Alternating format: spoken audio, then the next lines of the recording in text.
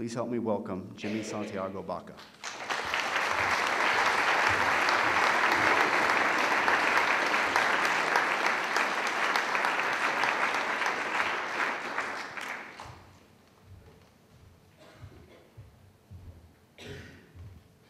Well, thank you very much.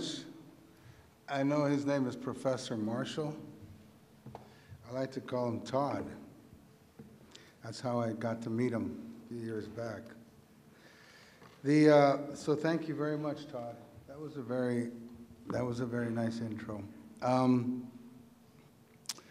I've been asked on several occasions while I've been here today what poetry is, and the questions that surround poetry, and I don't really think about it, you know? And I really can't find a metaphor for it right now. Because, you know, when you enjoy your life, you don't stop to think about it that much. But there's a couple of students asked me today about that, and I was thinking, well, when I was in prison, I remember there came a time when I was standing at the bars and I was looking down, and I was talking to this to students today, but I hadn't put it together in my head yet. But there was a time when I was in prison, and all these gangs were forming that are now prominent runners. They're the prominent moneymakers of our society. And they're the ones that really, really do loan the money to the banks, and the banks loan it to the homeowners whose houses are in default. And it's a well-known fact all over the world that the biggest banks in the world are the ones that are getting the most money from the cartels. So that's not new. So this whole American society is basically run on gangster money, which is a little bit horrible to think about. But back to me at the bars when I was about 20 years old, looking down and seeing all these people coming into prison. And when a judge sentences a young man for drug possession, and I assume that you have many of them here in Washington. I imagine that there's quite a few people here that like to smoke weed. Raise your hand. No. Put all your hands down. Everybody keep your hands down who smoke weed. Thank you. Well, anyway. So they're in California next door, you know, it's just a hop and a skip away. But I was thinking when a judge imposes a sentence upon a person, no matter how illiterate that person may be, that person has a human instinct about punishment. We all do. As from kids, when you were all kids, and your parents said, don't do that, and you continued to do it, and you got punished for it, you knew, and I assume that your parents also knew, when the punishment was sufficient and when it went too far. And that's the crazy thing about punishment.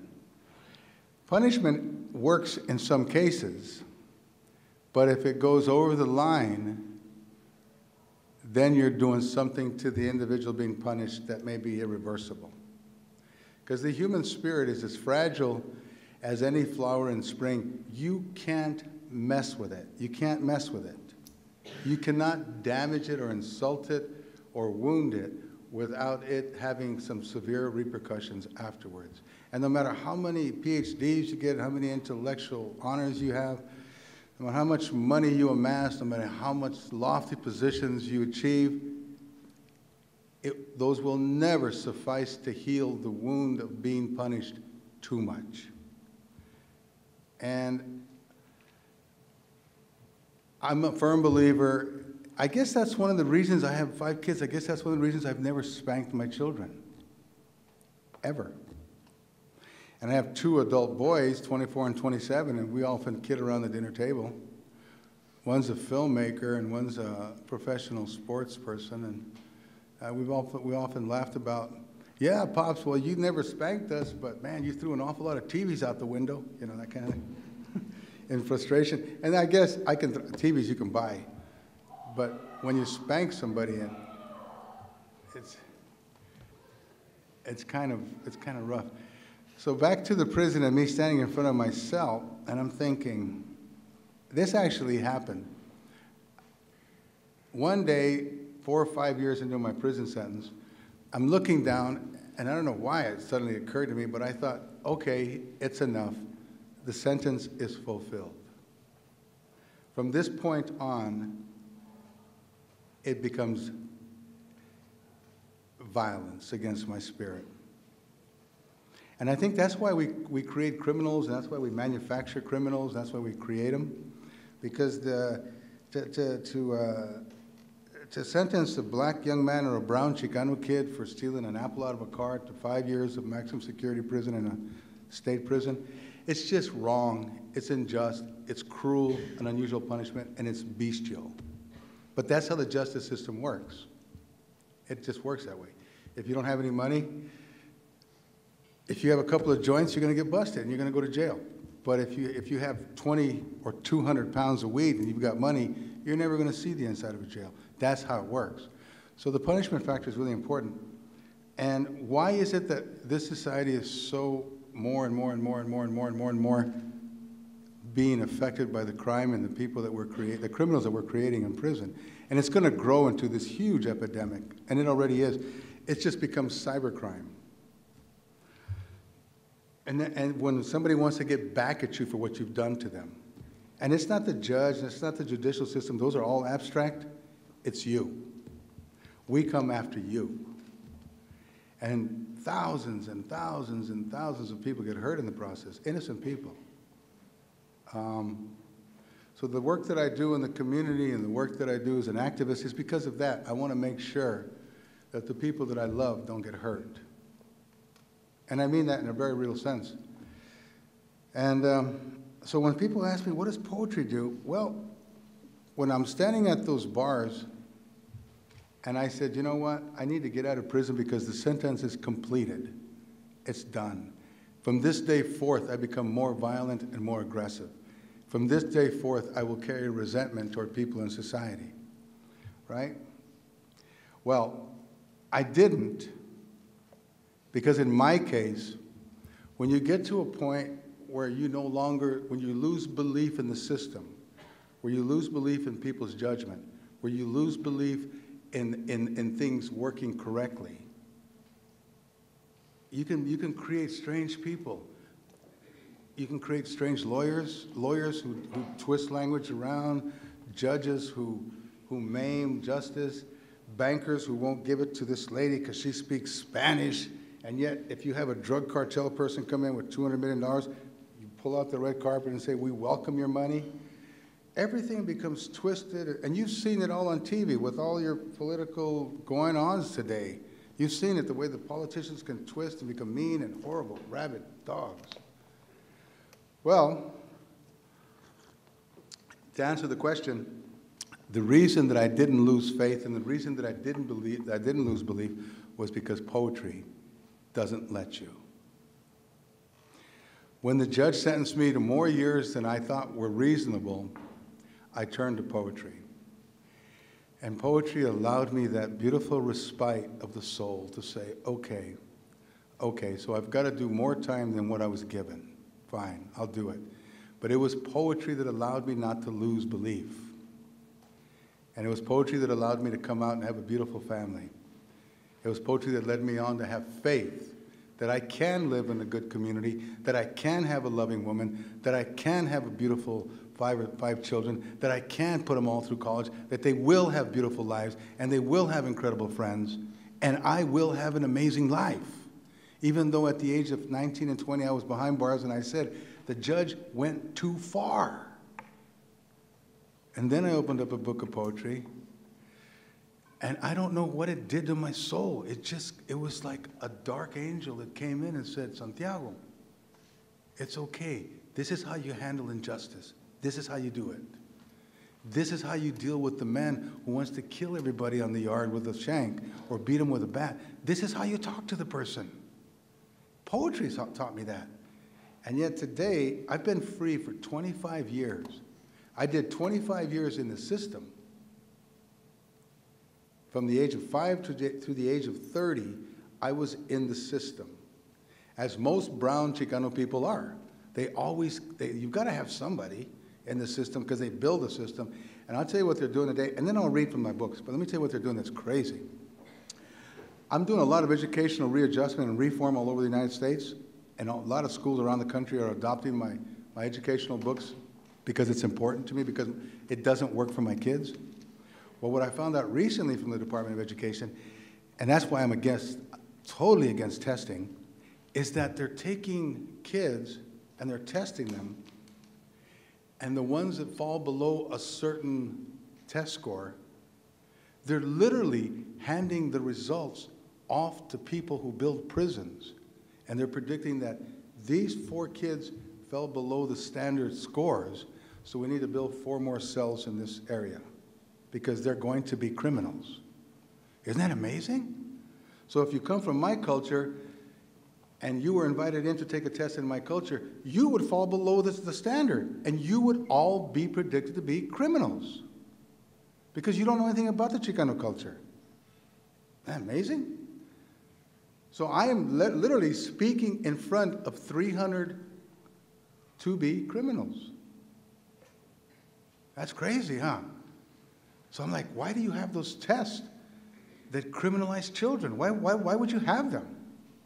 Well, anyway, going back to the original opening statement, a lot of people that I meet today had no poetry available to them.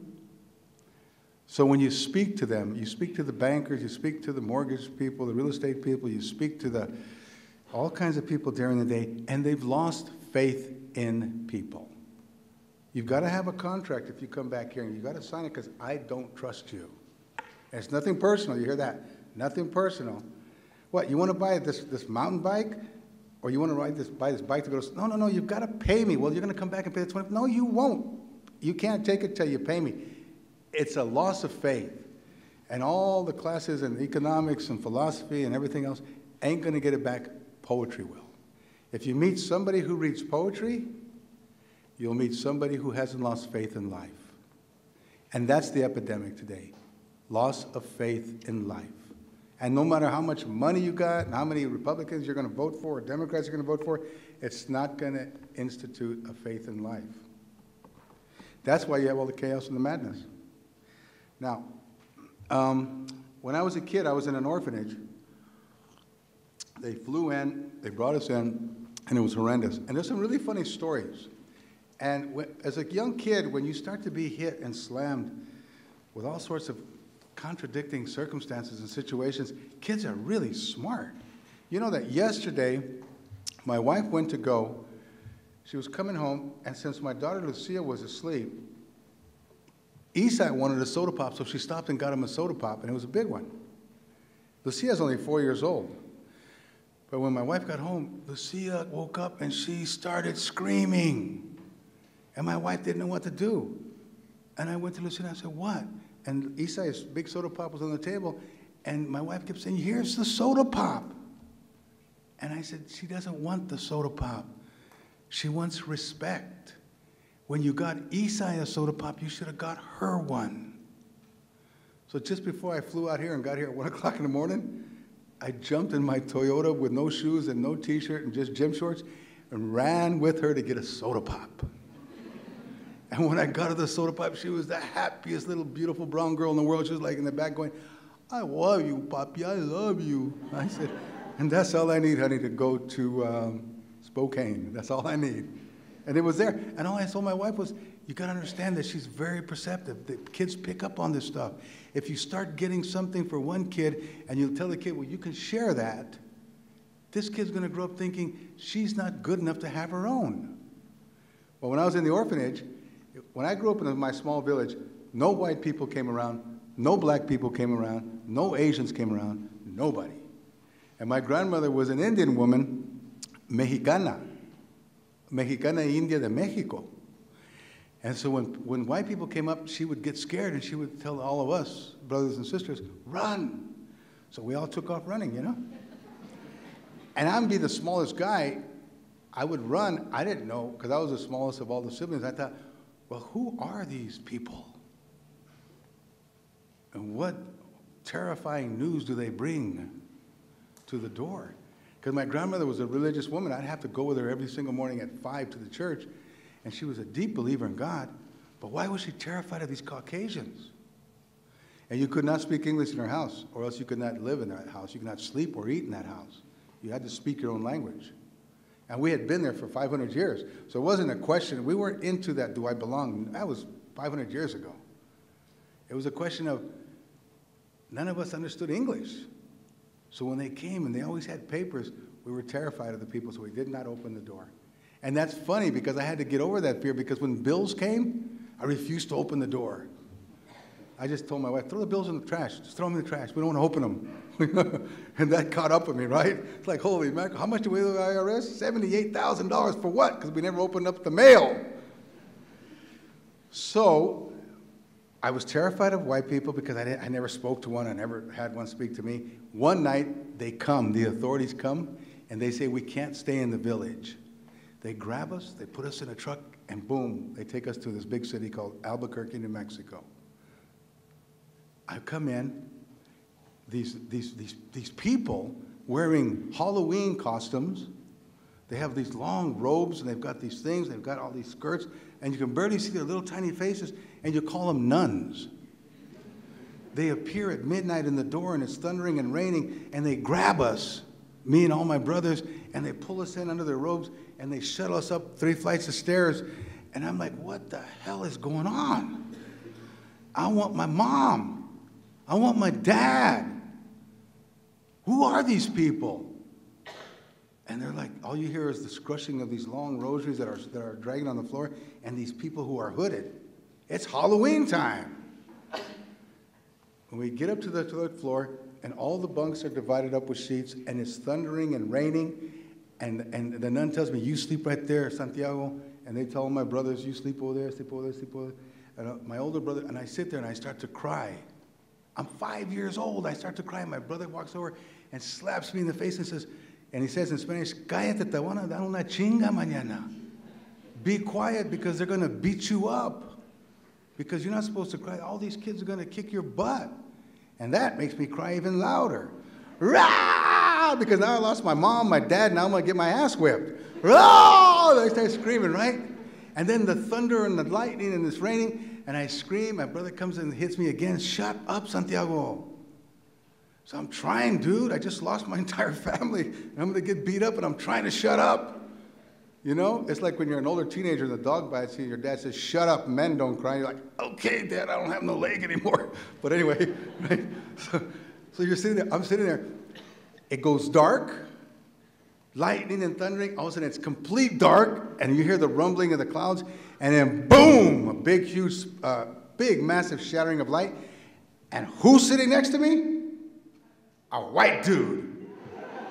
And I'm like, holy mackerel, it's the devil come to get me. I'm going to hell. I lost my mom, I lost my dad, I'm gonna get my ass whipped, now I'm gonna go to hell. I'm only 5 years old. And I'm sitting there and I am terrified of this dude because I've never been as close to a white devil, right? And I'm thinking, that's the closest I can come to because at church they were always talking about the devil, don't touch yourself, the devil, don't do that, the devil, don't think of that, the devil, right? And I'm thinking, the devil finally got me, right? For touching myself down there at the age of 5, right? I'm going to hell, right? And all of a sudden, the most beautiful, beautiful voice comes out of the devil's mouth. Don't worry. I'll take you to the playground tomorrow. We're going to play in the sandbox and doing the teeter-totters.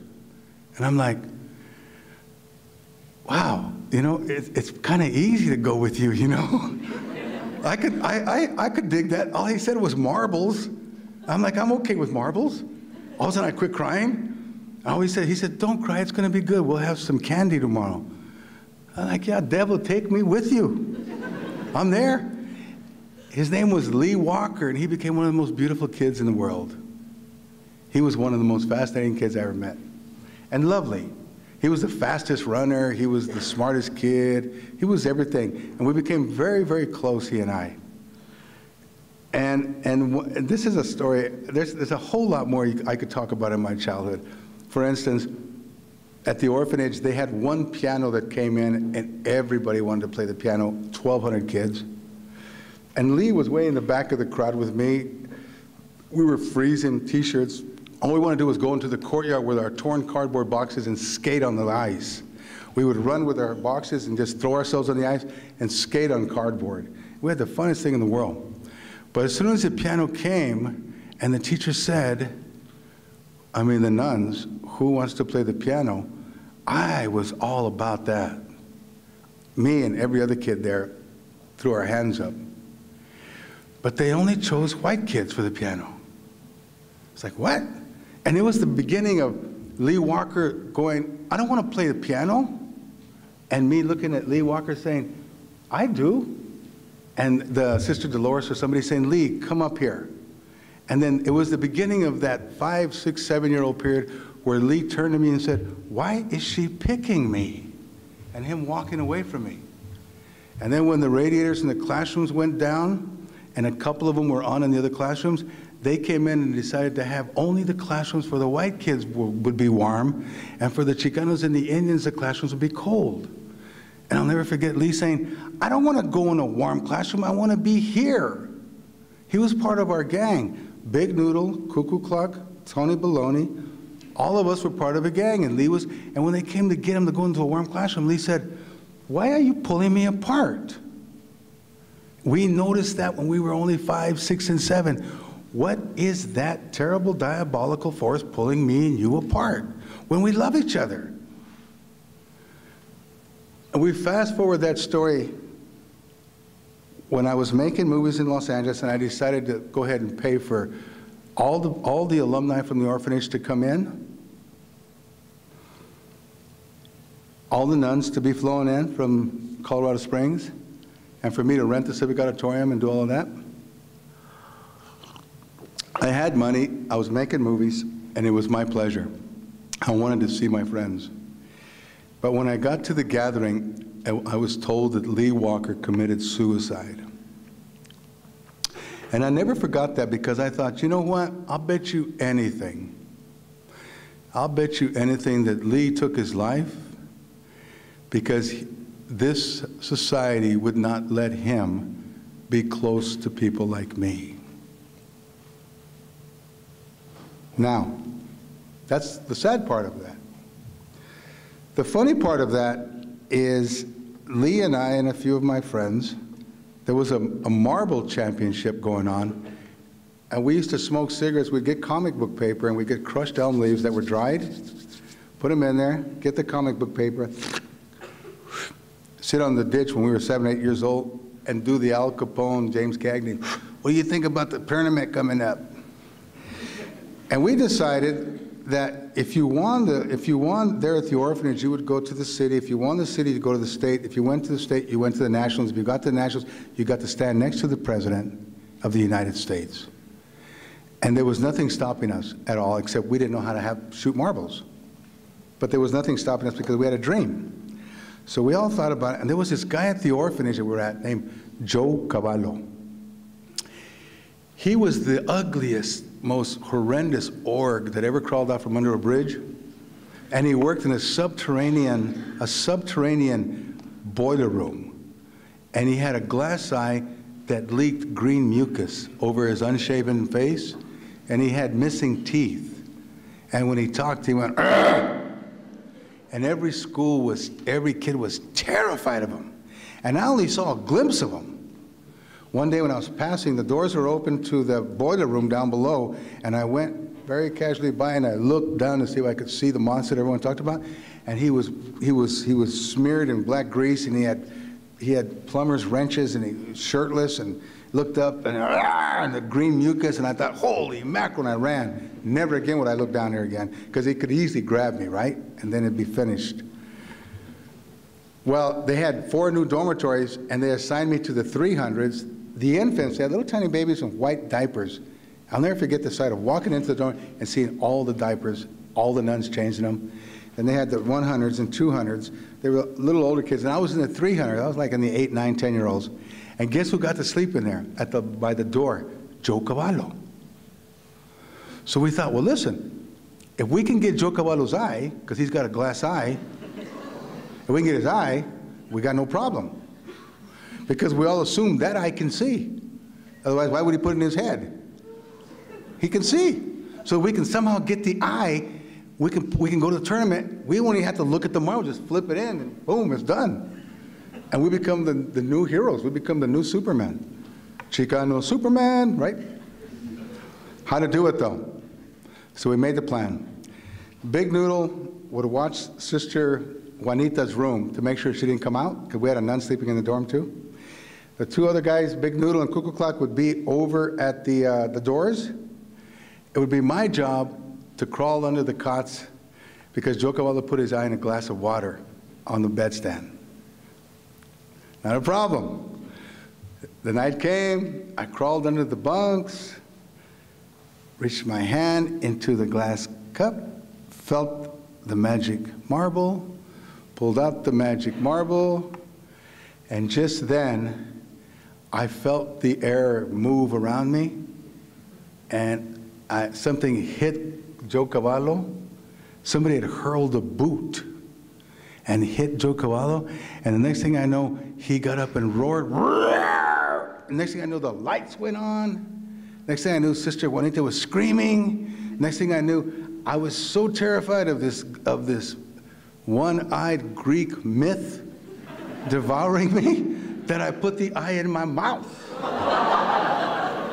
And it was completely fine. It was okay until he towered over me with his looming, horrible, monstrous face and said, "Where's my eye?" And that made me go, and I swallowed it.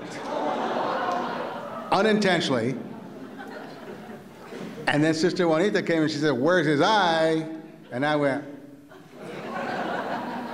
and she said, "Come on." I had to go to the bathroom, and for about an hour and a half, I had to drink salt water until I gagged it out. Yeah, I never had salt water after that in my life. But that taught me a lesson that from then on, in my entire life, watch for the boots in the dark. Because everywhere you go, you got them. It's those unexpected things that happen to you called betrayal, and we all have them in life, okay? Now let me read you one about the swing test that I think you'll enjoy. And then I'll just read some more poetry and we'll call it a night. This is called The Swing Test That Made Us Men.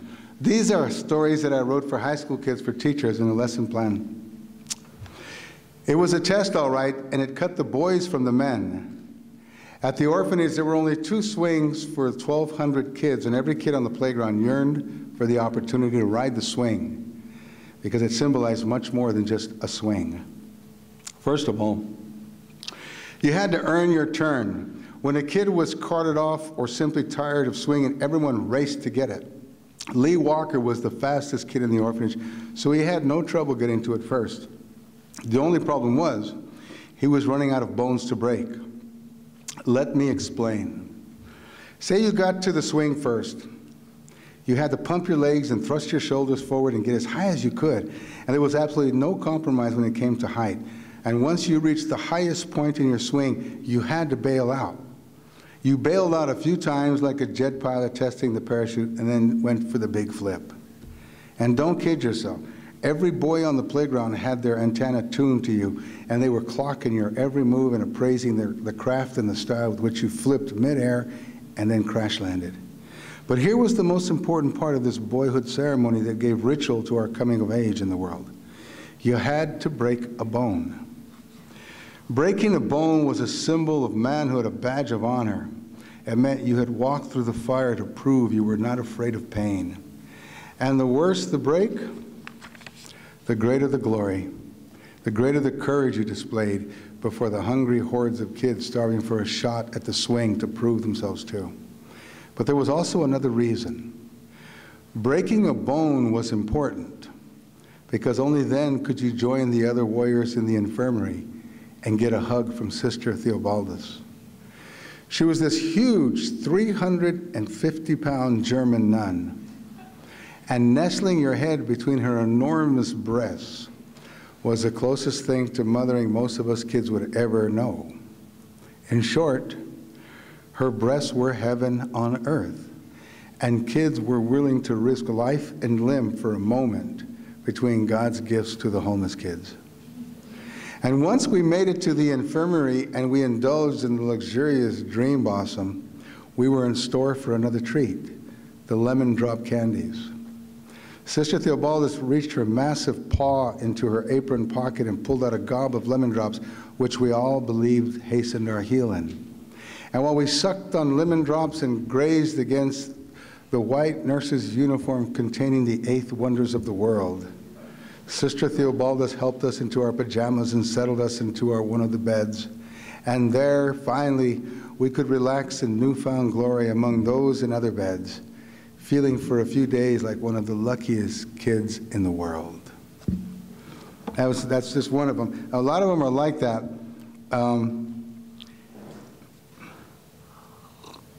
But for homeless kids that were ripped from their family, it was quite a treat to be able to hug Sister Theobaldus. Here's people always assume that racism comes directly at you when it doesn't. So here it is. This word from my grandfather is called "pórtate bien." That's a word that a lot of the people in my culture use in Spanish, and it just simply means behave yourself. Okay? Because one of the things we always have is we always have a lot of decorum in public. We don't act stupid. A lot of Chicano kids act very reserved and stuff, only because it's taught to us in culture not to be disrespectful of other people's property or their presence. So here it is. Pórtate bien. This is the first time I ever encountered racism. Pórtate bien. Behave yourself. You always said to me, Grandpa. And I behaved myself when others were warm in winter and I stood out in the cold. And I behaved myself when others had full plates and I stared at them hungrily, never speaking out of turn. Behaving like a good boy, my behavior shattered by outsiders who came to my village one day, insulting Grandpa because he couldn't speak English. English. The invader's sword, the oppressor's language, that hurled me into a profound despair that day. Grandpa and I walked into the farm office for a loan, and the man didn't give Grandpa an application because he said he was stupid. And that moment cut me in 2 pieces, one screaming that my grandpa was a beautiful man, and the other screaming this government office clerk was a beast. And I saw my grandpa's eyes go dark and look down at me saying, "What's the word stupid?" His eyes go dark with remorse that his grandchild would witness him humiliated. And that moment, the game we used to play when I would meet him at night in the alley and I would leap up into his arms and pretend that he was an apricot tree, that his heart would reached all the way to the moon, that moment, those words from that man cut the apricot tree down. The apricot tree was burned, was cut using English language as an axe.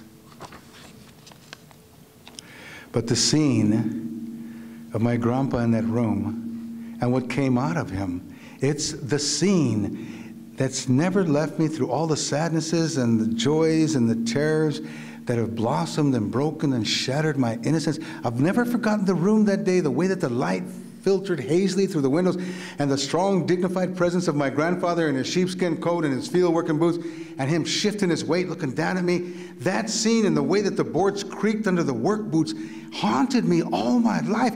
Even when my 5 children were born at home with their mother's blood on my hands and I brought them into the world, that scene was in my hands, vowing that they would never be humiliated like that.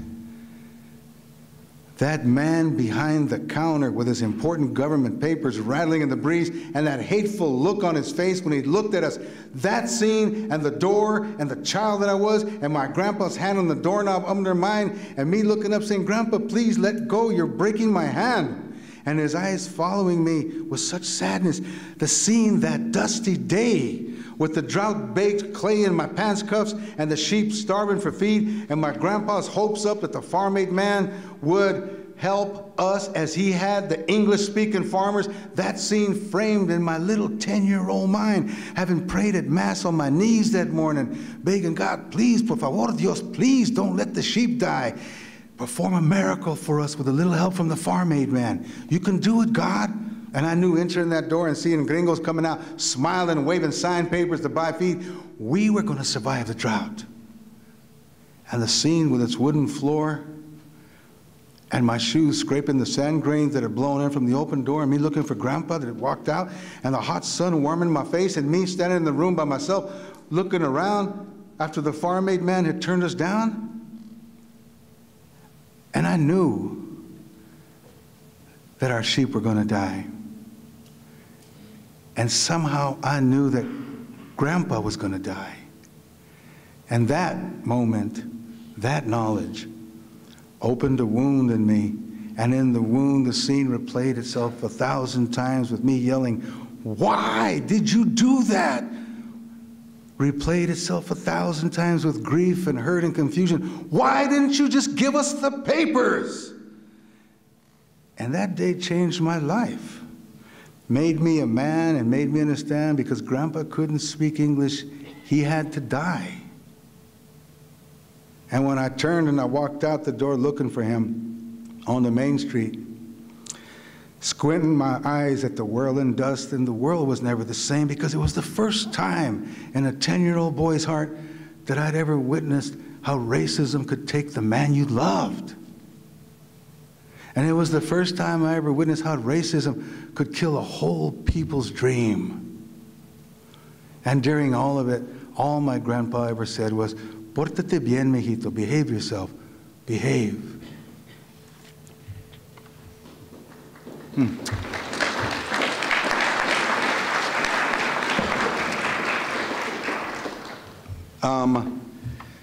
This is a novel, and it's, let me just give you a quick little forward here.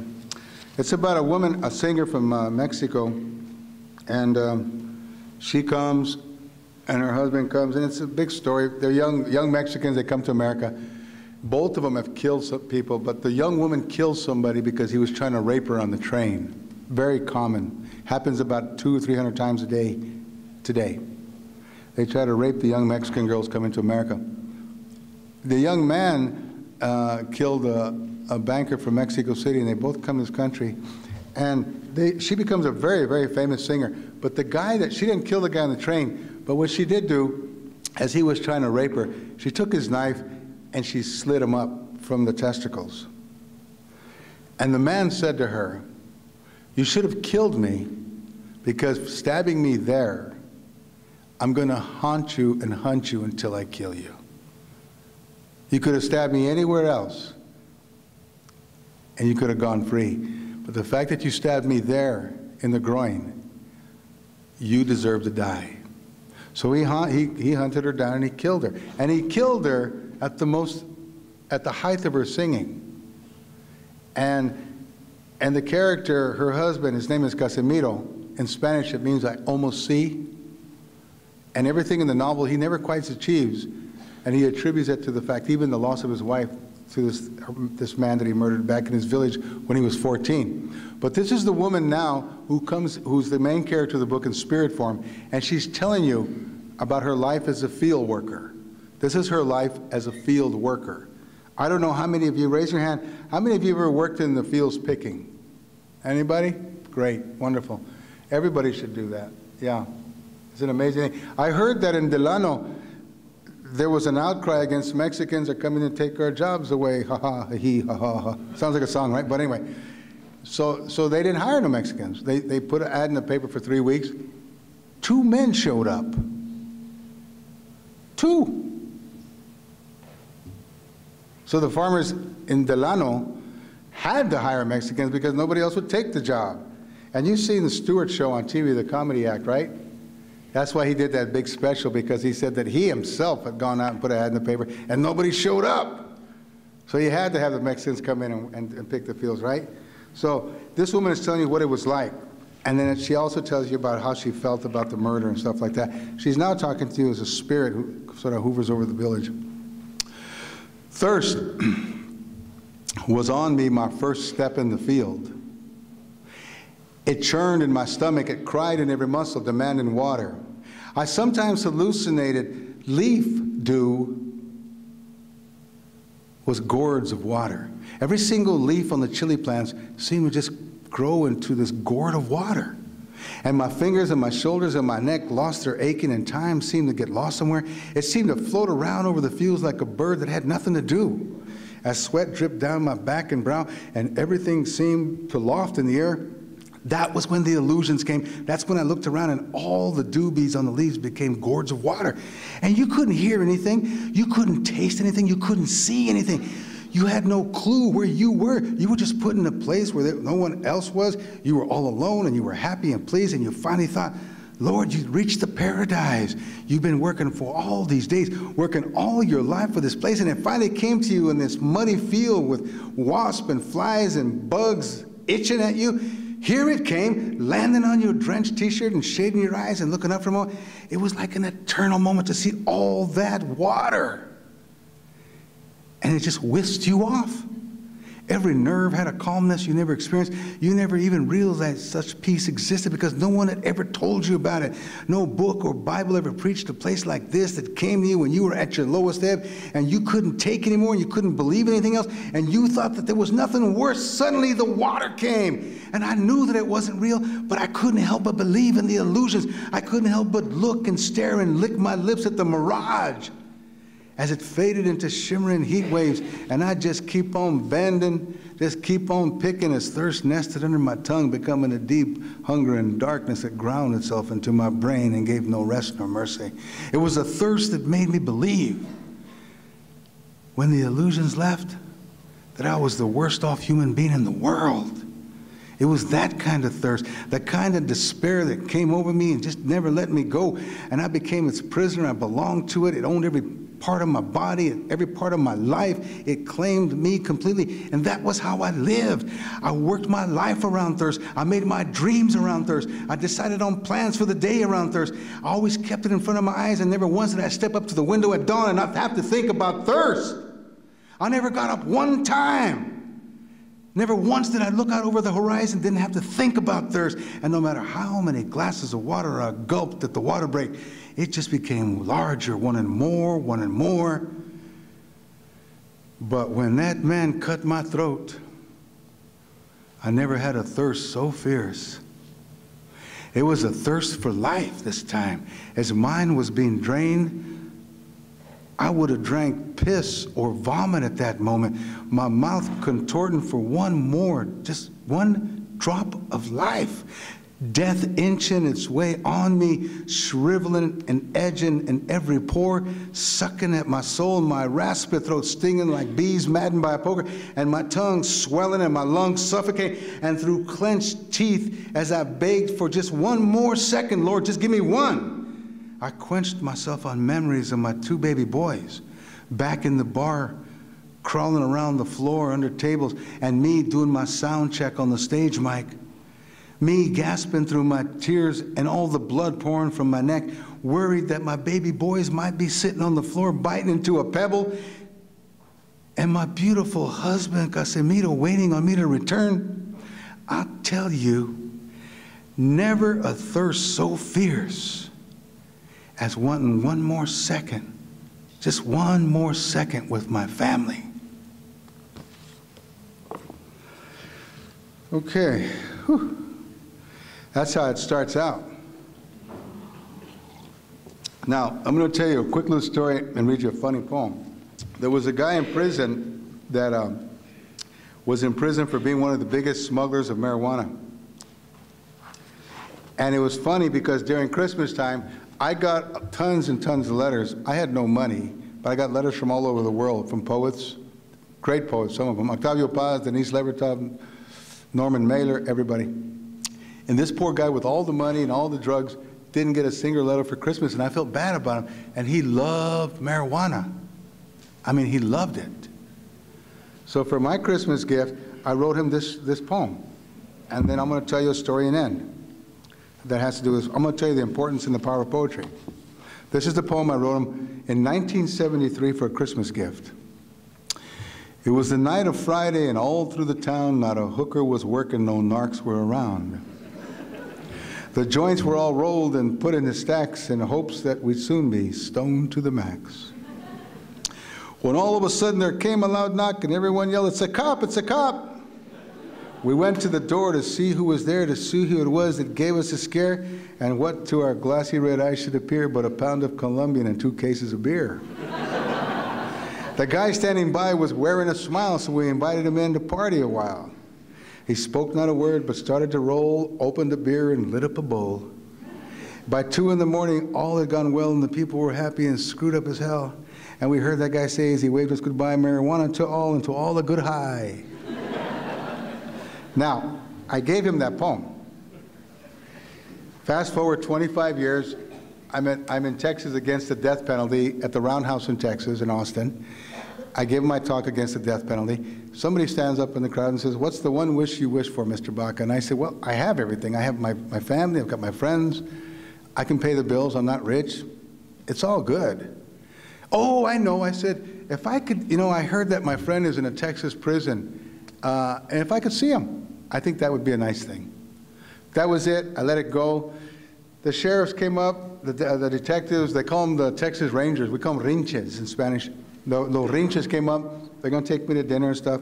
I was supposed to go wait in the lieutenant governor's office, and I did, but things didn't seem right. I got up to the lieutenant governor's office in the Roundhouse, and I started kind of like pacing, and he was sitting at his desk, nice suit, cowboy hat, you know how Texan governors are, right? And I looked out the window because I thought, what if they got like a 20-year-old ticket on me or something? You never lose that sense that someone's preying on you, right? Planning your demise. So I looked out the window to see how far the jump was. And I got, yeah, imagine that, right? After winning the National Book Award and the American Book Award, I'm still looking at how can I escape, right? Yeah. How about Wordsworth doing that? Like, could you imagine Wordsworth or something like that? Whitman, how can I get out, escape? No. Anyway, no. Anyway, Emily Dickinson, can you imagine her being Bonnie and Clyde? She'd have been a good bank robber. But anyway, it's another story. I'm looking out the window, and who do I see pull up? I see 2 more Texas Rangers, and now I'm really paranoid. I'm like, oh, dude, they got something on me, man. So I'm like, ooh, because I used to smuggle drugs, marijuana. So I'd be like, they're going to arrest me or something. And I know they are, because they don't care in Texas who you are. So I start to, well, how do I get out? There's the door. I got 2 windows. I got 2 over there. I can jump, hit those bushes, and run. And I got the whole thing planned out, and the rinches come in and say, Mr. Baca. And I'm about to hear what my charges are. And they say, we found Teo Hinojosa. Excuse me? We found your friend. He's about 10, 15 miles out of this prison. You did? Wow. So I get to ride in a police car without handcuffs? And they said, yeah. And I can put the window down, and I whistle at the girls because they got to look at me, and they got to wave or I'll arrest them, right? And they said, yeah, you can do all of that. So I did. I got in the car. We rode through Corpus Christi, through Austin. I was like, hey! And you know, it's weird. When girls see a cop yell at you, you're like, the girls got away. I'm like, hey! And then, hey! You know, it's like, I had so many girls wave at me when I was in that cop car. We got to the prison. The doors opened. I was escorted by all these Texas Rangers. I come in, and I'm a prisoner. I used to be a prisoner, right, for a long time. And all the guys are standing at the bars, and they see me, and I throw them the old convict sign, right? I'm like, órale, ¿cómo estás? ¿Qué tal, carnal? Pues ponle. Doing that stuff to them that's like, hi. That's our high sign, right? That's our American Sign Language, but it's called the Convict Sign Language. And they're about to engage in the convict sign language with me, but they see me, I'm with cops, and so they're having a schizophrenic moment. They're like, oh, no, he's a cop. No, he's not. Oh, so they're not sure, because they've never seen anybody in that role, right? So I'm like, no te preocupes, bro. It's all good. And they're like, no, but you're with the cops. I know I am, but I'm still one of you, you know? And they're like, no, you're not. You're with them. And so they took me to a room. I'm waiting for Teo, the guy who taught me poetry, the guy in prison with me, who used to go by my cell and say, no, Jimmy, that's not good poetry, get better. That was my New York critic. This little gangster who was like the most dangerous guy in prison was telling me, no, I like the 2 verses on top, but the 3rd one sucks. I'm like, okay, I'll change it, right? He taught me, right? So this was 20 years earlier. So I'm expecting to see the same Teo in my mind. The way we want to expect to see the same Muhammad Ali or, you know. And I'm waiting in there, and I hear him coming. They lock the prison down because they say he's part of the Texas Syndicate, the Texas Syndicate, right? So, and that's part of the cartels that are, and he's not. But I hear them coming down the hallway, and I'm excited, and I run out, and I see horror upon horror. I see a little man whose hair is gray, and he's missing teeth, and he's got a Hannibal mask on. And I don't know what to do. So this is Teo. This is Teo, who had beautiful black hair and beautiful tattoos, wore beautiful glasses all the time, had the most style in the world. This is what the prison has done to him. So I'm like suddenly horrified for a moment, and I reach out, and he leaps back, and he's got chains on his body, and he leaps back because he thinks I'm gonna kill him. He thinks it's a setup. And just as instantly as he throws himself back, he yells out, hermit! They used to call me a hermit because I used to read a lot. He yells out, hermit, and he lunges forward, and I grab him and I tear the mask off his face. And I say, screw the guards, man. No human being should have a mask on their face. I grab his mask and I hold him up, and I tell the guards, can you please take the chains off of him? And he said, we're not allowed to. And I look at the lieutenant governor, please? And he goes, okay, take him off. So then I lock the chains from this man's body, and I go and sit down in the room with him, and he looks horrible. But I'm just trying not to cry. I'm saying, no. He says, look at Jimmy, look at my eyes. And he had cataracts really bad. He says, I can barely see you. I'm like, no, you look good. He said, look what they did to me. And I'm like, you look okay? And I was like, oh boy. And then the first thing he says to me was, me trajiste algo. And I'm like, I can't believe what he said. I'm like, what? Pues pásame el clavo, hombre, me trajiste algo, ¿verdad? What? Pásame el pinche clavo, cabrón. I'm like, you gotta be kidding me. He's asking me, he's certain that I brought him in some heroin for me to pass it to him now. I'm like, dude, I haven't seen you in 20 years. I'm supposed to like get a heroin package and bring it into you? I said, dude, I can't believe you. And then he says to me, I can't believe you, stupid. You're a pendejo hermit. You're never with the program. You're always stupid. And he like yells at me, right? Because I read too many books. Fine. Visit ends, he says, please, Santiago, please get me out of here. I don't want to die here. I said, okay, I will. I get out, I get a hold of John Amen, who's the cousin of Bush. You all got to make compromises in your life sometime. This was my big compromise. His wife was a great fan of my work, and I said, John, if you can talk to your Bush buddy, please. 2 weeks later, they let Teo out of prison. Done. I'm in Santa Fe, where I live. He drives up, and he's there.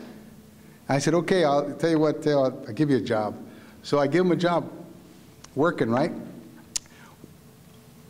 Pruning the garden and doing the roses and all that stuff. Give him enough money so he can move on. And I go buy him some glasses, and I take him to my dentist and try to fix his teeth. All the stuff that I can do to make him look human again.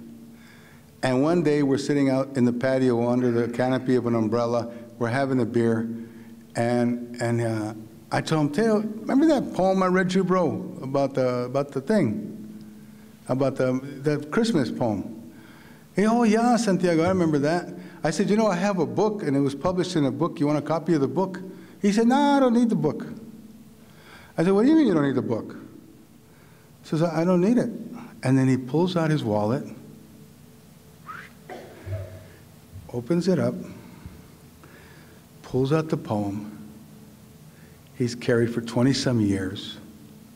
And he says, because I have the poem, Santiago. Sheesh. I still want to cry when I think. He pulls out the poem and he says, I have the poem. And I'm sitting there going, why did you keep the poem all these years? He says, because it's the most beautiful gift anyone ever gave me. And I'm like, wow. Wow. That's the value of poetry. It keeps your faith in people intact. Thanks very much for this evening.